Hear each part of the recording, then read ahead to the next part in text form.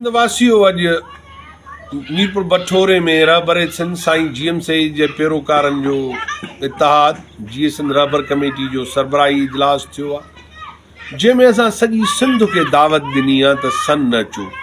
सन सिंध जे क़ौमी तहफ़ुज़ बका ऐं तरक़ीअ जो मर्कज़ आहे, जितां साईं जीएम सैयद हमेशह सिंध दुश्मन कुवतुनि खे ललकारियो ऐं सिंध खे सोभारो कयो।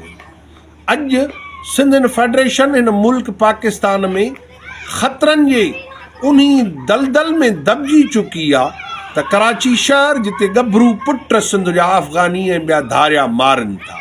कराची जो बंदर शहर ते कब्ज़ो आहे, कोयलो गैस तेल वसीला उहे फुरनि पिया, ज़मीनुनि ते कब्ज़ो ऐं विलार आहे। जियापे जो आख़िरी दरिया जंहिंखे दुनिया शेर दरिया चए थी, जंहिंसां इंडस सिविलाइज़ेशन सिंधू सभीता वाबस्ता आहे, उहो दरिया दाइमी तरह पंजाब खसणु घुरे थो, जंहिंसां ठट्टो बदीन सिजावल टंडो मोहम्मद ख़ान त हिकु दफ़ो अॻ में बर्बाद थिया आहिनि, पर हुनजो निशान ख़तमु थी वेंदो। सिंध जा माण्हू पीअण जे पाणी, ज़रात, इज़त ॿवेला मानी उनखां महरूम थी वेंदा। अचो त दरिया बचायूं, सिंध जो तहफ़ुज़ कयूं, सिंध हिननि ज़ालिमनि लुटेरनि खां महफ़ूज़ बणायूं। 6 करोड़ सिंधियुनि जे बका दरियाए सिंध ऐं उन्हनि वसीलनि सां आहे। सिंध जा माण्हू जीअण चाहिनि था पंहिंजे ज़मीन ते इज़त ऐं ख़ुशहाली सां।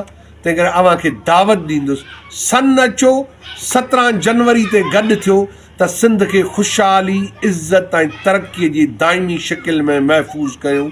छो त सन जिते दिलियूं धोबियूं आहिनि, जिते मन जेको आहे उहो महकंदो आहे, जिते सिंध खे ॿीहर ज़िंदा करण जा नारा लॻंदा आहिनि, जिते तव्हांजो क़ौमी मर्कज़ साईं जीएम सई जो आख़िरी आरामगाह आहे। सन अचो, जदोजहद जी 2025 में नई शुरूआत कयूं। महिरबानी। जीएस